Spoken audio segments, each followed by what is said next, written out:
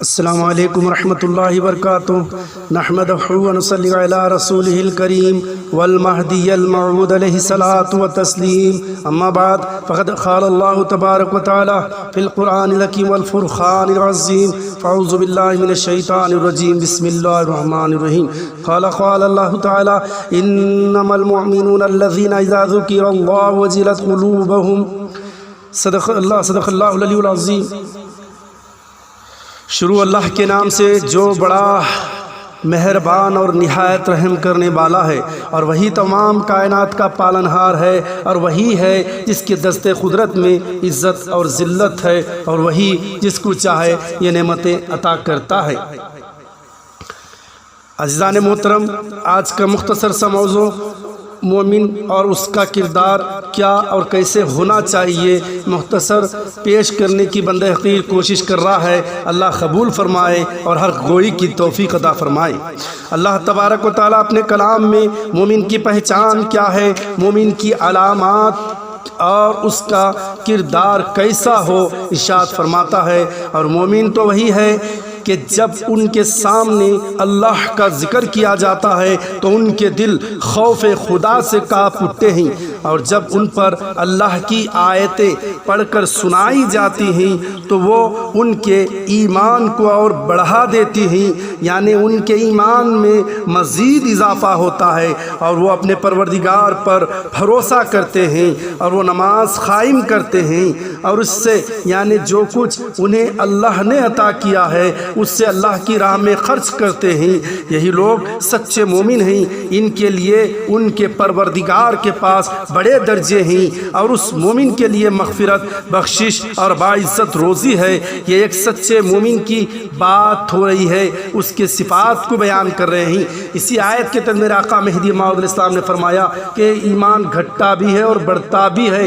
گھٹا ان کا ہے جو منافقت ہو، اور کافر تو آیتوں کو سن کر آگ ببولا ہو جاتے ہیں، مگر مومن کا جو ایمان ہوتا ہے وہ مزید ترقی کرتا ہے، خوف خدا اور عشق خدا اس کے دل میں پیدا ہوتا ہے، وہ خدا کی طرف پوری طرح سے رجوع ہوتا ہے۔ بہرحال عزیزان محترم، یہ مومن کے صفات ہیں جو اللہ نے بیان کیا ہے۔ اب سوال یہ ہے کہ مومن کسے کہتے ہیں، کیونکہ جب تک ہمیں مومن کے تعلق سے علم نہیں ہوتا اس وقت تک کردار کا صحیح علم نہیں ہوتا۔ چنانچہ مومن اور مومنات اللہ کریم نے انہی ولایت ایمان سے نوازا ہوتا ہے۔ ایمان قول، عمل اور اعتقاد کا نام ہے۔ شرعاً اور لغتاً ایمان کی حقیقت اعتقاد ہی ہے، لیکن قول و عمل کی قید شرعاً ہے، لغتاً نہیں۔ شریعت میں مومن وہی ہے جس کا قول و فعل مطابق اعتقاد ہو، مطلب یہ ہوا جو کہہ رہا ہے، جو کر رہا ہے، دل سے بھی اسی کا قائل ہو۔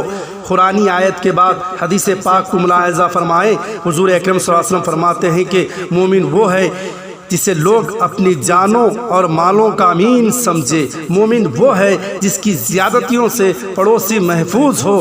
یہ احادیث مومن کے کردار کے متعلق ہیں، اس کا کردار ایسا ہو۔ پھر فرمایا مومنوں کا دل پاکیزہ زمین کی طرح ہی، اگر محبت الہی کا بیج اس میں بویا جائے تو اس سے طرح طرح کی نعمتیں پیدا ہوں گی۔ مومن اس بات کو سمجھ سکے کہ اللہ تعالیٰ نے اسے کیا مقام عطا فرمایا ہے اور اللہ کی بارگاہ میں کن صفات سے نوازا گیا ہے، اور مومن کو اپنے طرز زندگی کا کس طرح اختیار کرنا ہے، اور مومن اللہ تعالیٰ کے بتائے ہوئے راستے پر کیسے عمل کرے اور اپنے زندگی کو کیسے سواریں گے اور اپنی آخرت کے لیے کن اسباب کو جمع کرے گا۔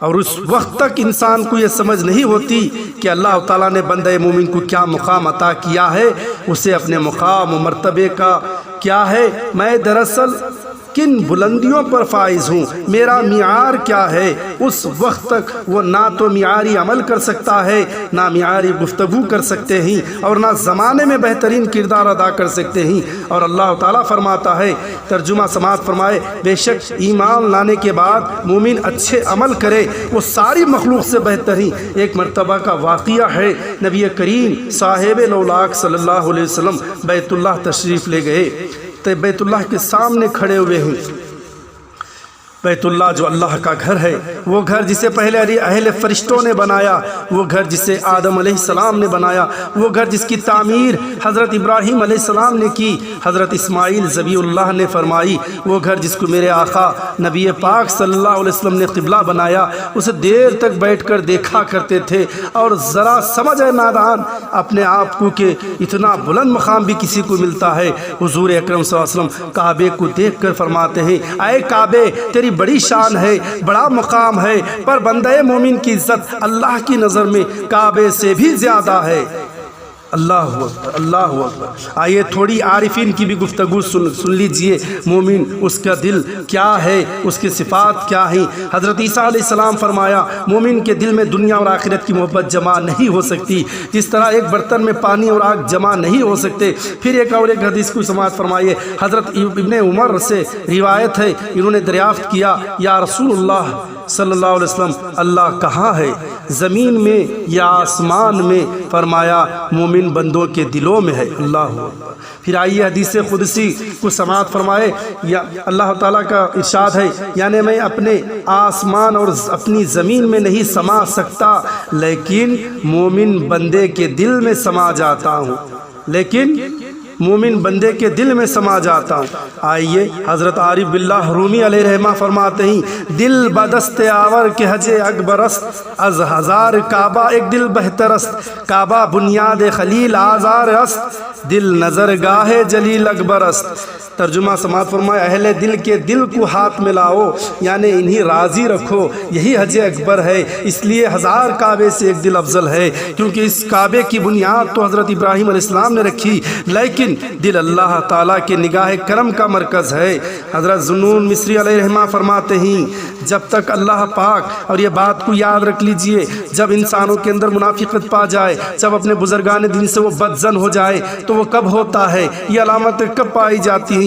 وہ مومنوں کے تعلق سے، وہ منافقین کے تعلق سے۔ ذوالنون مصری علیہ رحمہ فرماتے ہیں، جب اللہ پاک کسی بندے سے منہ موڑ لیتا ہے، اس وقت اس کی زبان اولیاء اللہ کے طعن کے لیے دراز ہو جاتی ہے، یعنی ان پر طنز کرنا، ان پہ شکایت کرنا، ان پر انگلیاں اٹھانا شروع ہو جائیں تو سمجھ لیں کہ اللہ ان سے منہ موڑ لیا ہے۔ جب یہ مومن کے تعلق سے، اولیاء اللہ کے تعلق سے کوئی بدظن ہو جاتے ہیں تو اولیاء فرماتے ہیں کہ سمجھ لیں کہ اللہ نے ان سے منہ موڑ لیا ہے، اسی لیے اس کی زبان دراز ہو گئی ہے۔ اسی لیے تقلید کا وہ جو قائل نہیں ہوتا بلکہ ان سے بدظن ہو جاتا ہے۔ پھر حسن بصری علیہ رحمہ فرماتے ہیں، جو شخص بروں کی صحبت اختیار کرتا ہے بزرگوں سے بدظن ہو جاتا ہے۔ اور یہ نتیجہ کب ہوتا ہے؟ جب ہم بروں لوگوں کی صحبت اختیار کرتے ہیں تو اپنے اولیاء سے، بزرگان دین سے، مومن سے بدظن ہو جاتے ہیں۔ بہرحال عزیزان محترم، میں اپنے موقوف پر آتا ہوں اور فرماتا ہوں، ارشاد آگے اس بات کو مکمل کرنے کی کوشش کرتا ہوں۔ پھر نبی کریم صلی اللہ علیہ وسلم نے فرمایا، مومن کو دنیا میں عزت اللہ دے گا ہی، مگر جب وہ قیامت کے دن مومن آئے گا تو نبی کریم صلی اللہ علیہ وسلم فرمانے لگے، جس جس جگہ وضو کا پانی لگے گا میرے مومن کو وہ اعضاء اس طرح چمکیں گے جیسے 14ویں کے چاند چمکتا ہے۔ اور ترمذی شریف کی ایک حدیث ملاحظہ فرمائے، نبی کریم صلی اللہ علیہ وسلم فرماتے ہیں، قیامت میں میرے مومن کے کہنے کی برکت سے، یعنی اس کی سفارش اور شفاعت کی وجہ سے، بنو تمیم کے قبیلے کی بکریوں کے برابر لوگوں کو جنت میں داخل کرے گا۔ وہ لوگ جو شفاعت کے قائل نہیں، سمجھتے ہیں کہ شفاعت کسی کے دست میں نہیں، اللہ کے نبی صلی اللہ علیہ وسلم فرماتے ہیں کن کن لوگوں کی کون کون سفارش کر سکتے ہیں، ان موقع پر انشاءاللہ بیان کروں گا۔ مختصر مومن کے کردار کے تعلق سے یہاں پر ملاحظہ فرمائیے۔ اسی لیے میرا آقا صلی اللہ علیہ وسلم نے حضرت ابو بکر، حضرت عمر فاروق اور حضرت علی کرم اللہ وجہہ رضی اللہ عنہم سے کہا کہ حضرت اویس قرنی علیہ رحمہ سے ملنا اور ان سے کہنا کہ گناہ گاروں کے لیے دعا کرے۔ اسی لیے حضور اکرم صلی اللہ علیہ وسلم مومن کو تکلیف دینا اور اسے ستانے سے منع کیا اور کہا، مومن کو ستانا مجھے ستانا ہے، مجھے ستانا اللہ کو ستانا یا تکلیف دینا ہے، اللہ ہمیں اس سے بچائے۔ مختصر یہ میرے آقا مہدی موعود علیہ السلام کی نقل مبارکہ ہے کہ مومن اس کو کہتے ہیں جو خدا کا دیکھنے والا ہو لیکن اس صفت کو نہ رکھتا ہو مگر اس کو طلب رکھتا ہو تو وہ بھی مومن ہے۔ دیکھنے کی تمنا کرو یا کم سے کم طلب تو پیدا کرو۔ حاصل یہ کہ مومن اللہ کو راضی کرنے کے لیے اس کا ہر کام، ہر قدم اللہ کے لیے ہوتا ہے۔ مومن اپنے کردار سے پہچانا جاتا ہے۔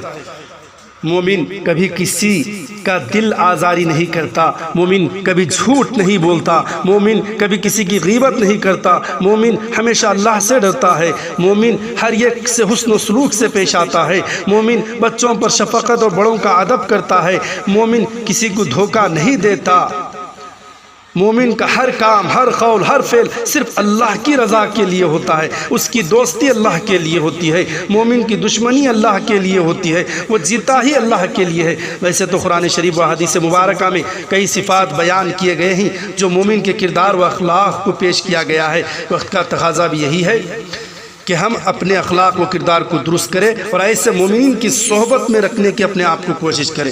اور یہ عزیزان محترم، رسول اللہ اور مہدی موعود اسلام کی تصدیق اور بزرگان دین کے ساتھ حقیقی تعلق جو ہم کہتے ہیں کہ ان کی تعلق ہے بیعت ہوئے ہیں، تو اس کا فوری فائدہ کیا ہوتا ہے معلوم ہے؟ کہ فوری فائدہ یہ ہوتا ہے کہ اس کے کردار میں فوراً تبدیلی نظر آتی ہے۔ اگر ایسا نہیں ہے تو ہمیں اپنے ایمان کا دوبارہ جائزہ لینا چاہیے۔ بہرحال اللہ ہمارے کردار و اخلاق بلکہ قرآن کے تحت کرنے کی توفیق عطا فرمائے، اور ان مومن کی اتباع اور تقلید کرنے کی جن سے اللہ راضی ہوئے ہے، مومن جسے رسول اکرم مہدی موعود الاسلام کی جنہیں تصدیق اور شہادت جنہیں نصیب ہوئی ہو، جو اللہ کو دیکھنے والے بزرگان دین ہو۔ دو عزیزان محترم، ان کے بہت سارے خصوصیات کو بیان کیا گیا ہے۔ اللہ تعالی ہمیں ان کی صحبت میں رکھے، ہمیں وہ صفات و کردار کو اختیار کرنے کی توفیق عطا فرمائے، اور ان مومنین کے صدقے اور بزرگان دین کے صدقے سے ہر زمینی اور آسمانی بلاؤں سے محفوظ رکھے۔ آمین ثم آمین، وآخرت الحمدللہ رب العالمین۔